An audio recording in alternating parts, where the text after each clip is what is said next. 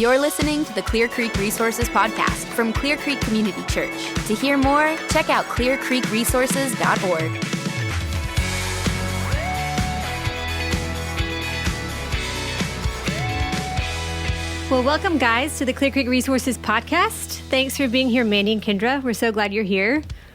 Glad we could do it. Thanks for having us. You are both like, I'm pregnant and busy, but I made it. That's how I feel, too.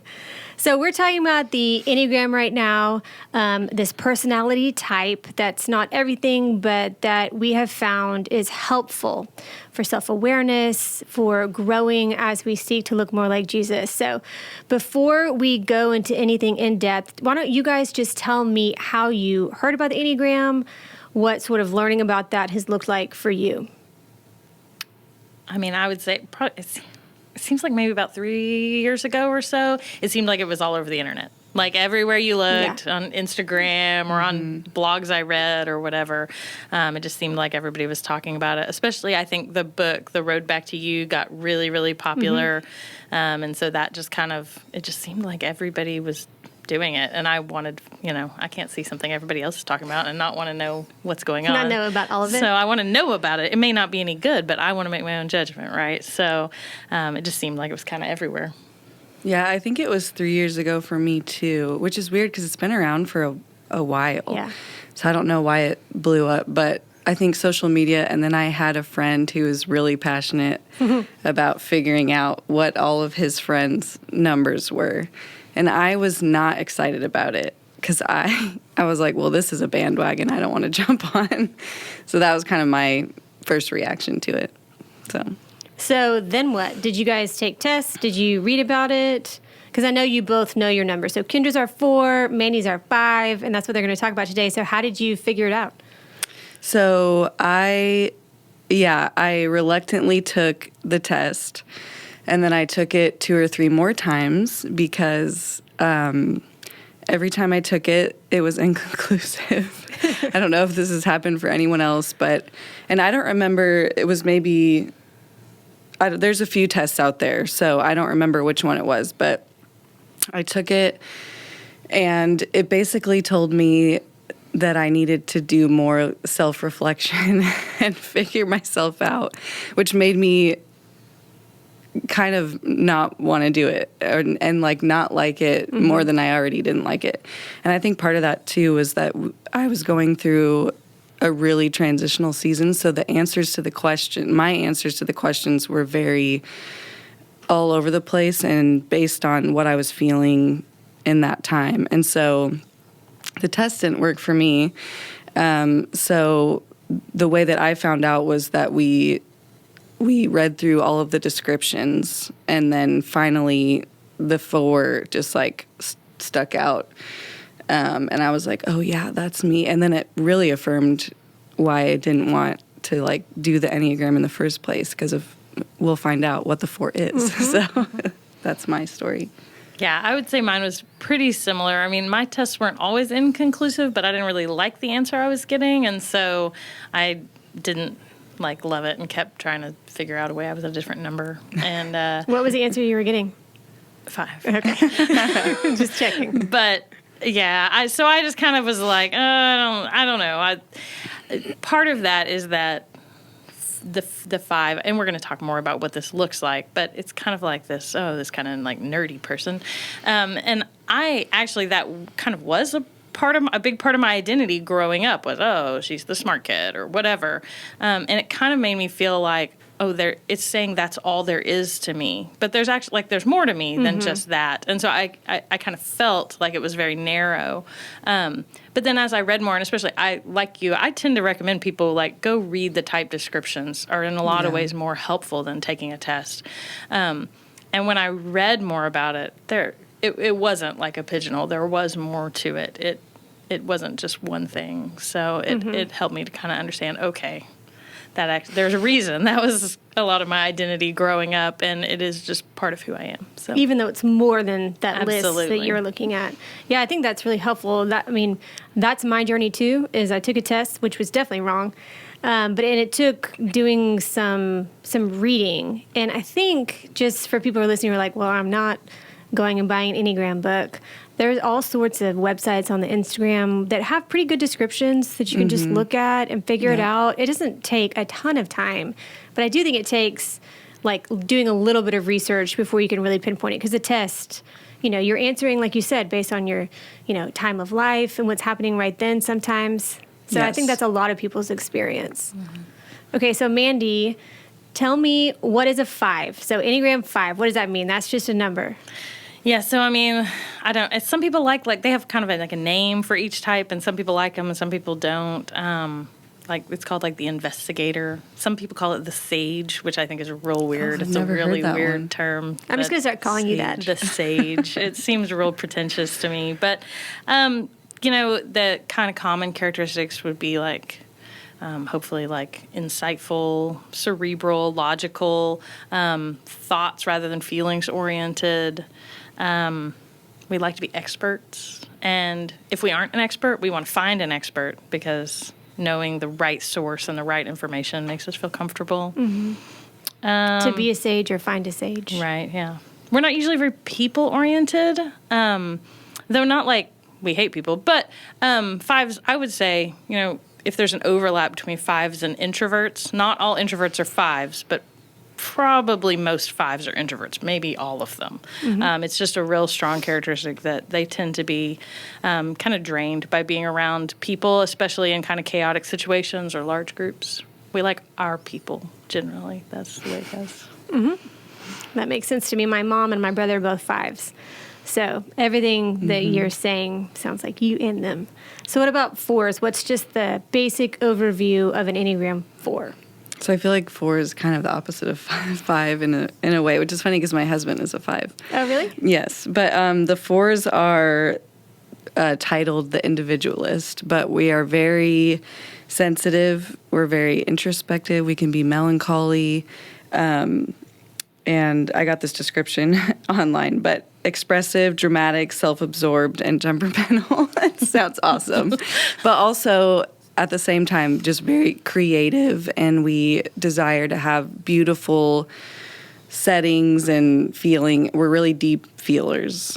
So, yeah, introspective and sensitive, I guess. I feel like people assume 4s are artists. A lot. Or if you're an artist, you're a 4. They can be. It's kind of a stereotype. Not necessarily, but yeah. I definitely fit that stereotype. But yeah, I got a lot growing up, oh, you're so sensitive. And I hated that, but it makes sense now that I know.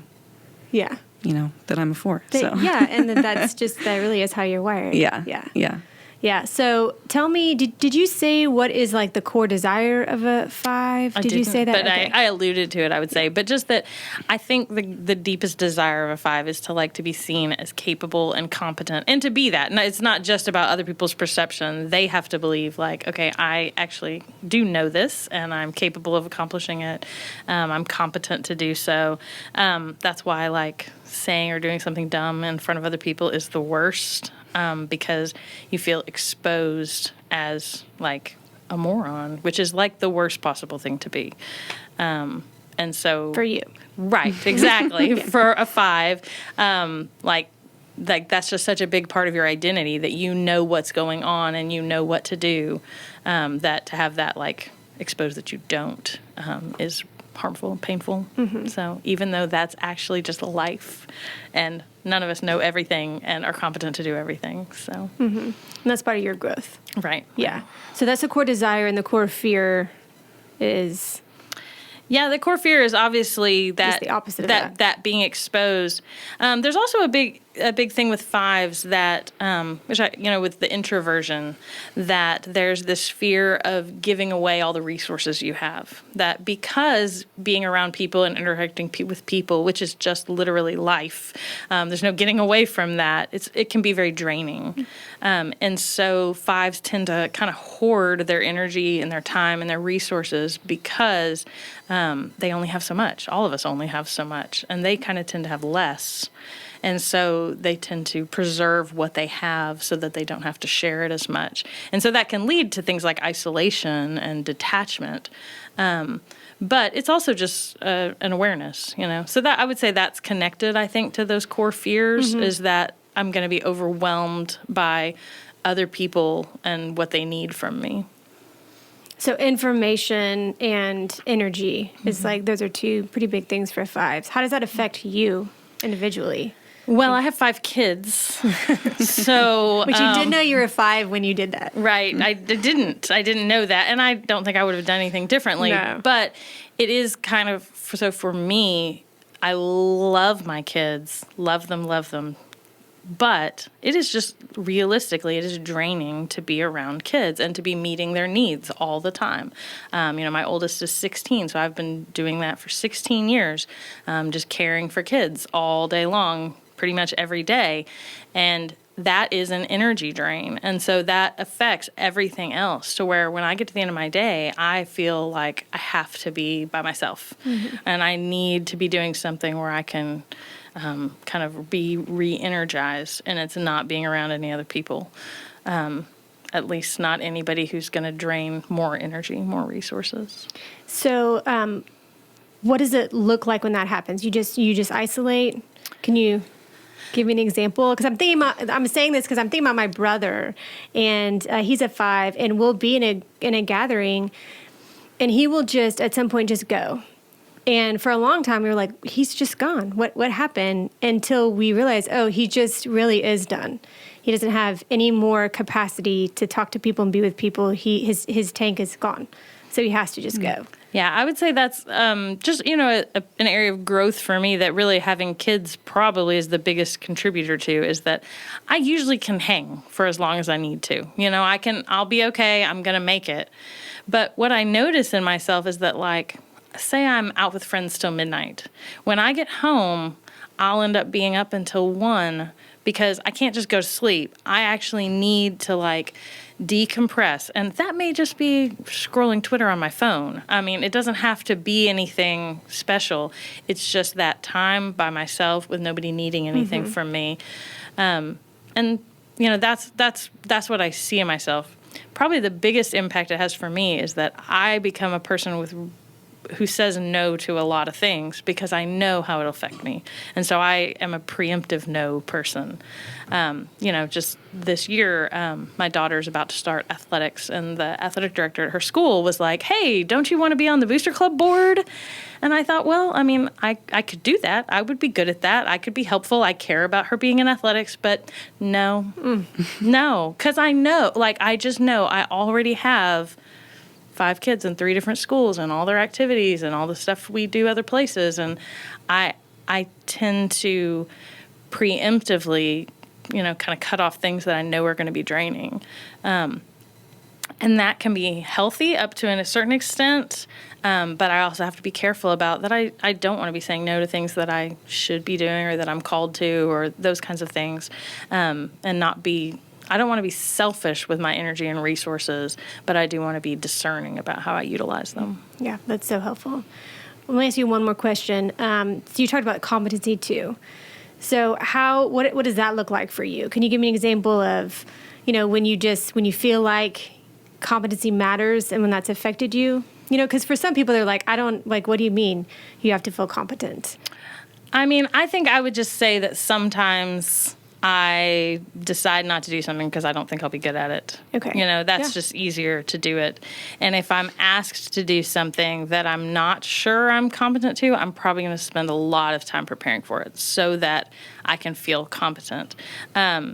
Even, when I come on this podcast, even if it's something that I've talked about a lot and I know stuff about, I will feel better if I take the time to remind myself of sources, to remind myself of definitions, to give me those resources that I have them.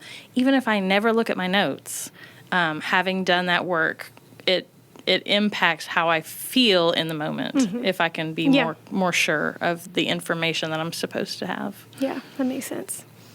All right, Kendra, let's hear a little bit about 4s. So what's the 4? What does the 4 look like? Yeah, so the 4, it's the individualist, which I talked about a little bit earlier, and our primary desires are to essentially find or create an identity and one that feels significant. So, we can get wrapped up in that and almost idealize an identity that's not even really there. And then also at the same time, because creativity is a really important part of the 4, 4s like to create and surround themselves with beauty. And so that definitely manifests itself in me through like my home. I really like to make sure that my home is a place that I feel is pleasing to the eye. And then of course I started a creative business. And so those are things that I see in my own life that I have sort of found that has come through. And then with that, 4s really, I think, like to feel inspired by beauty and creativity. And then the opposite of that is the struggles, which is not feeling like we have an identity or feeling insignificant. And then at the same time, feeling like people don't understand our emotions or our sensitivities or why we're feeling the things that we're feeling. And so that can cause a 4 to withdraw and isolate, and which is interesting because 4s don't necessarily desire to be alone. So like I can be in a group setting and really enjoy that I'm in a group setting, but if I feel like I'm not understood or my emotions aren't being seen, then I'll just kind of like withdraw in that setting and isolate within people. So that's kind of an interesting, because you were talking about isolation, but really truly being alone. And I wouldn't say necessarily that 4s want to be alone, but can feel alone in groups. That's so helpful. Yeah. And that's something we have talked about before, just with Enneagram in general, just really not assuming someone's motivations. So if someone is isolated, you don't necessarily know why. You have to seek to know that person in order to really understand what's going on in their heart. Because for you guys, it's completely different. Yeah. You need to be alone, and you feel alone. Yeah. And that's hugely different. Yeah. Anything else about 4s that you think is just important? Something about the identity, too, is that the 4s, I think, struggle with self-image. I think we can be really wrapped up in self-image, but at the same time, so we have this kind of like idealized identity that's maybe better than it is, but at the same time, I think 4s struggle with negativity, so having a negative self-image, and that really just plays out the way it sounds, just self-criticism and being, really hard on, I know I'm hard on myself and I'm self-critical, so yeah. So there's like an idealized self you think you should be. Yes. But you also just feel like you're lacking in that always? Yeah. Oh, that's so hard. Yeah.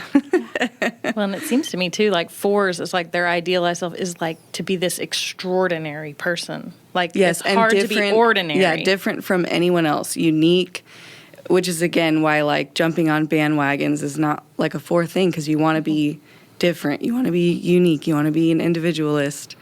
But that's really hard to achieve sometimes.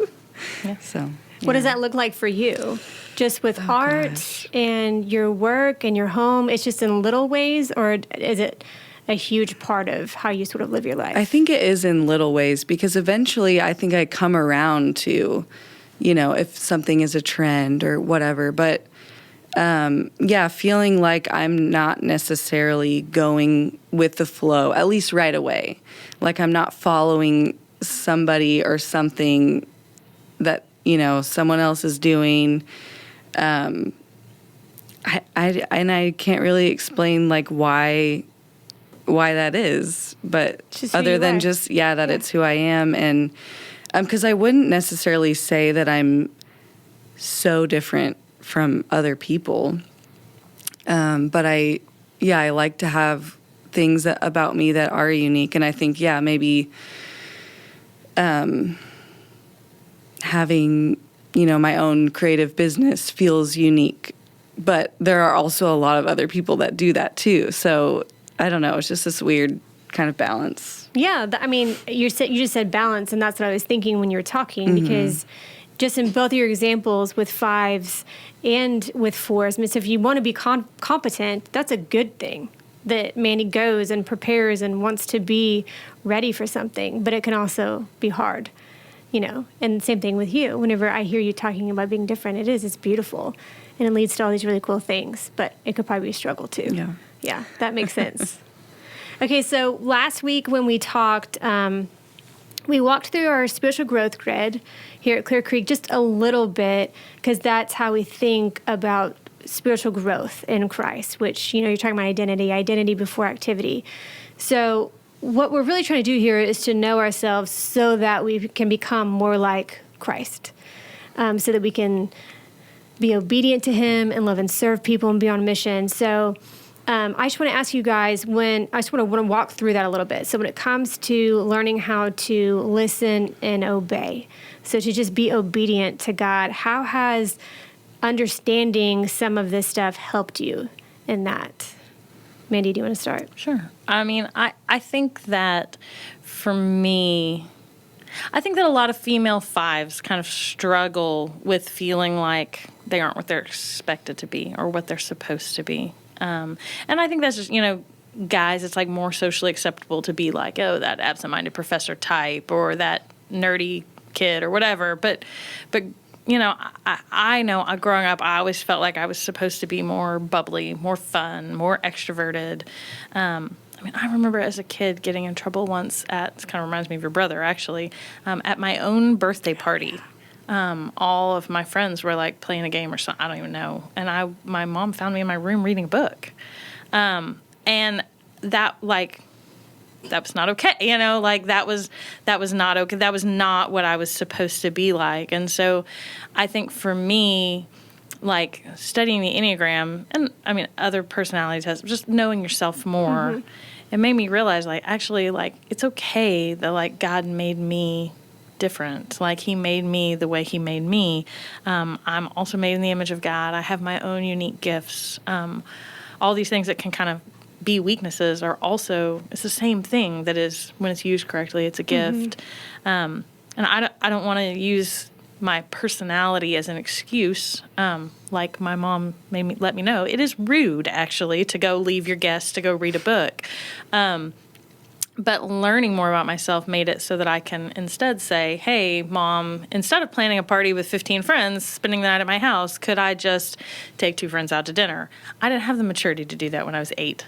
But now it's about knowing yourself well. And I don't want to be like, well, that's just the way I am. You people have to deal with it, My husband, I don't want to be around you because I've been around the kids all day. That's your problem.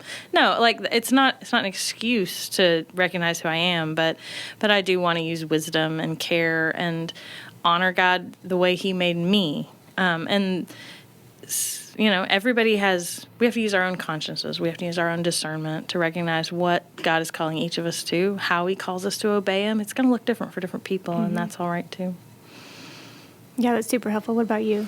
Yeah, so the reason I've come to really like the Enneagram is that it tends to focus less on, so like other personality assessments or tests or whatever, I feel like the big focus is on strengths and behaviors. And so the Enneagram does that, but also really does a good job of explaining the why, so the motive behind the behavior. And so that just completely kind of changed my world. Oh, this is why I am the way I am. And because of that, I feel like I'm so much more aware of the ways that I need Jesus. So as a 4, wanting to find or create an identity in something is good if I'm placing it in the right things, but oftentimes we don't do that, right? And so I'll put my identity in something and it will completely blow up in my face. And then I'm like, oh, wait, your identity is supposed to be in the fact that you're a follower of Christ. And so that is really helpful for me because I just feel like it opens up all of the areas in my life where it's like, oh, I need Jesus here and here and here. And I need to be first establishing, because identity is so important to me, I need to first establish it in the right thing.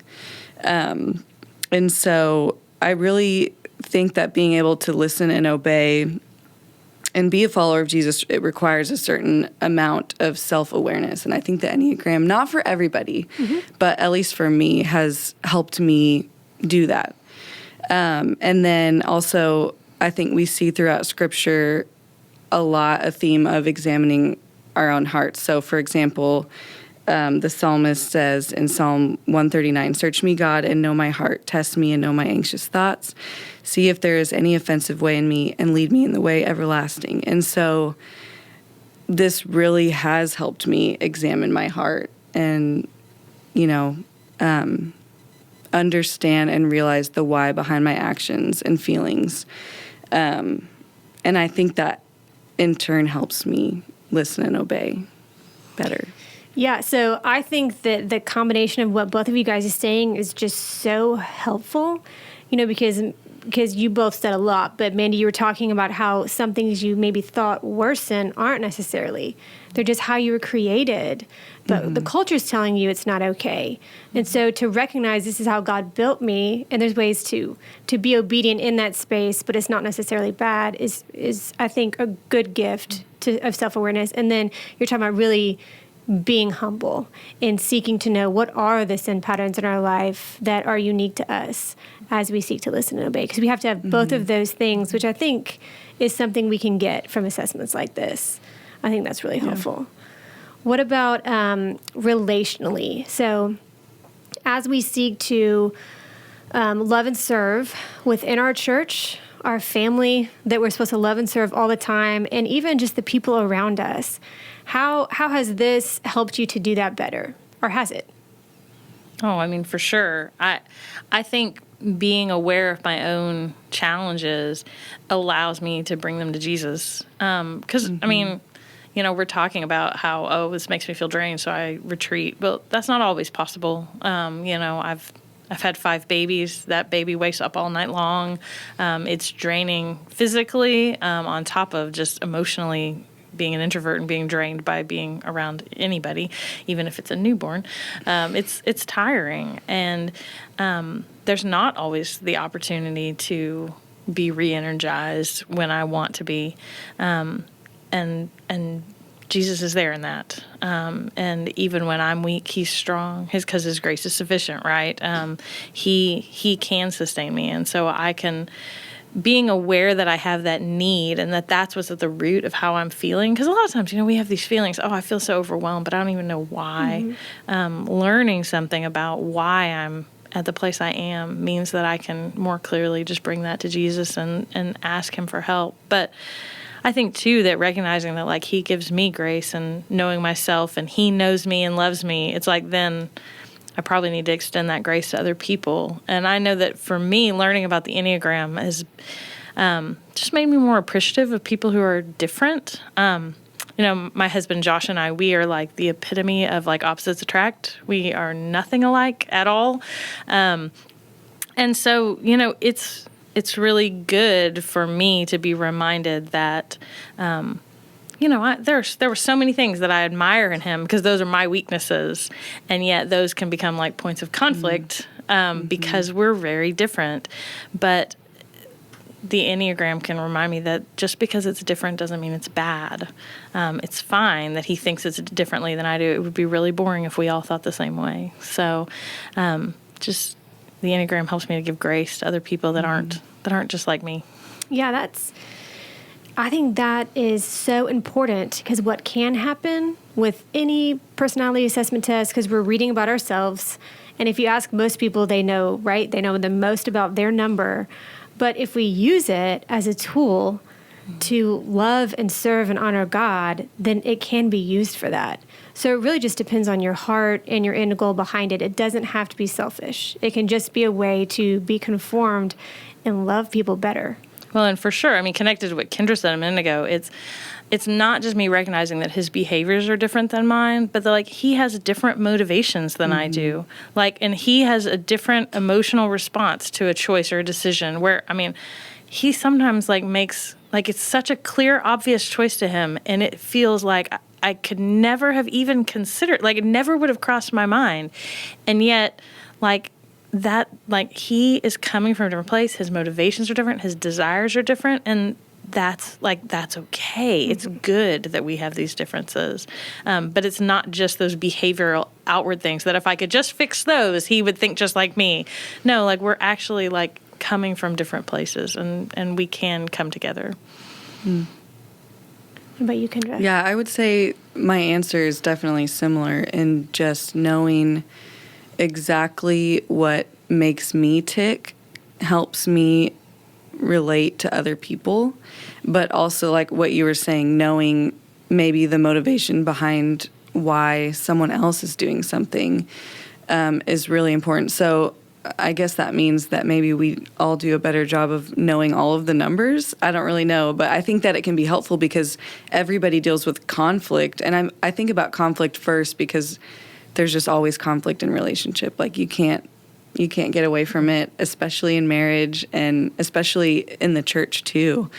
And so knowing not only myself, but knowing how others operate is just such a way to help find conflict resolution. And then, like you said, knowing that people are different allows us to give grace. So I think that's super helpful. And then for me too, if I have an issue with someone, thinking maybe this has more to do with me and the motivation behind my behavior and the way that I react to things than it is even about the person and why I'm upset with them. Mm-hmm. So that could be really helpful in conflict resolution. Yeah, that's so helpful. And that's very biblical. You know, whenever you guys were talking about conflict and marriage, it also made me think about honesty and confession and relationships too, because part of that is being honest with your spouse or whoever's in front of you that you're in conflict with. Well, this is actually my problem and what I'm struggling with. And I think before I really did anything with self-awareness, I just was in conflict. And I think it enables me to be honest in conflict. Hey, this is really what I'm struggling with. Because before I was assuming I was assuming that I knew what they were struggling with, and I was also assuming they should know what my struggle was. So it just helps with confession, too, and honesty with our own hearts for other people. So other people can love and serve us just as well. Yeah. For me, that's been like that. Yeah. So what about missionally for you guys? We want to be on mission. We want to go. And a lot of times with Enneagram, we talk about our struggles, but we also have strengths that each type of person, and there's individual ones, there's spiritual gifts, but just as far as your personality goes, how God wired you, what are your strengths and how has that affected you in your ministry? Because you guys both have really different ministries too. Yeah. At church, I do a lot of random stuff, but they're not necessarily the ways most people would do stuff, I guess. I love teaching classes. You do a lot of random stuff. No. I do feel like I do. I teach classes, and I love that because I love knowledge and I love understanding, and I like sharing that with other people. I think I'm good at sharing that with other people generally, and so if you give me a chance to do that, I'll probably say yes, Writing articles can be kind of the same thing. It's communicating knowledge that I have. I edit the devoted curriculum, which I think even if people who like the idea of writing something like that, they probably don't want to be like deciding on subject-verb agreement or correcting your participles or whatever. But it's like perfect for me. I love doing it. I really enjoy it, and so just. Again, being reminded that the things I do don't have to look like everybody else's. And I can be I'm so grateful that we have people who will go to Creek Kids Camp with a cabin full of 10-year-olds for 5 days, and love it. That would not work for me very well. My 10-year-old went to Creek Kids Camp. I'm sure it was great. But we all have different spots, and we need everybody. Everybody's necessary. Kendra? Yeah, so I've always been creative and especially involved in music. And so the majority of how I've served in the church has been through worship, leading. And and in more recent years, photography and things of that nature. And then outside of the church, starting my own business. And for a long time, I really struggled with feeling like, is this me just doing what's easy, what comes natural? Like, am I taking the easy way out by just always serving in worship arts or always doing artsy or creative things? And then with my business, like, how is making and selling fiber art furthering the kingdom? Like, what, is that doing any good? Should I branch out? And so I've really struggled with feeling like my mission should be more, I should be doing more or doing something different.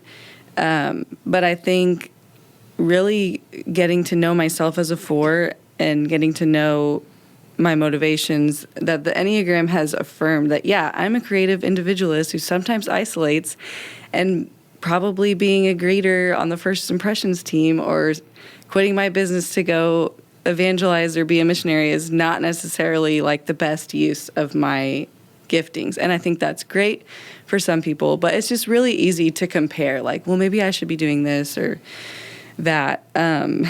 So anyway, I think that it's the Enneagram and understanding myself as a 4 has really helped me feel affirmed in the giftings and the natural skill sets and behaviors that God has given me, and that I am serving the kingdom with those.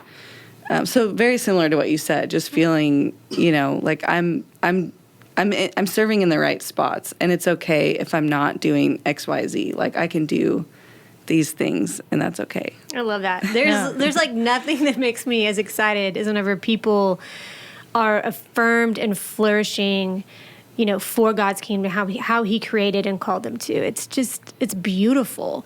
And whenever we know what that is and we can live into that, then that is good for God's kingdom. And and then you can also celebrate other people. Like, obviously I could never do anything that you guys are doing. And it makes me so grateful that God created y'all, No, I really resonate with what you said, Kendra, because, I'm not going to throw a block party in my yard for my neighbors. Yeah. Now, Josh probably would, and I would help. But that would not be my natural inclination. And there have definitely been times where I felt like I must not love them because I'm not going to do that, Or, I don't know everybody in my kids' school PTA. I just don't. And I never will. And that doesn't mean that I'm not on mission there. But I can have a smaller group of friends that I love well, that I pray for and I care for. Man, I'll go to coffee or get lunch with people like any day of the week, and I'll probably speak truth over your life, probably more than you. Try to wait till you ask, because don't ask a 5 if you aren't ready to hear what they think. They will tell you what they think, and they'll tell it pretty directly. But my hope is that even if it's not large scale, even if it's not to every person I ever come into contact with, that I can provide steadiness and grace and wisdom with the people that I do interact with. And we need it.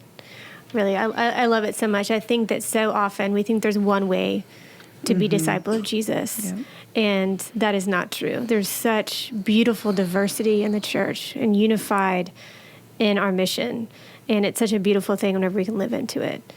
So if you were to tell people who are listening just one way to I'll start with you, Kendra, just love 4s well. So if they're like, hey, I know someone who sounds just like that, even if they don't know they're an Enneagram 4, how can we just love them better? So I think 4s just want to be appreciated for their sensitivity and for their deep feelings, because a lot of times it can come off as a negative thing. And so just having people recognize that it can be good, and then really just having people listen and try to empathize and understand. I think that's like a really big desire of being a 4. So, yeah. That's helpful. What about for 5s? I think for 5s, it's just tell them what you actually think. Like, be direct.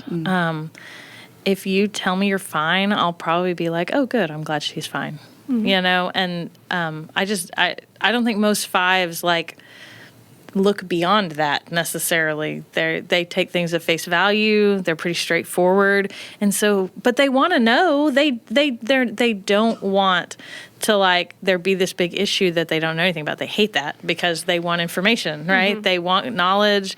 They feel more comfortable if they know what's going on. That's why like don't plan surprises for them.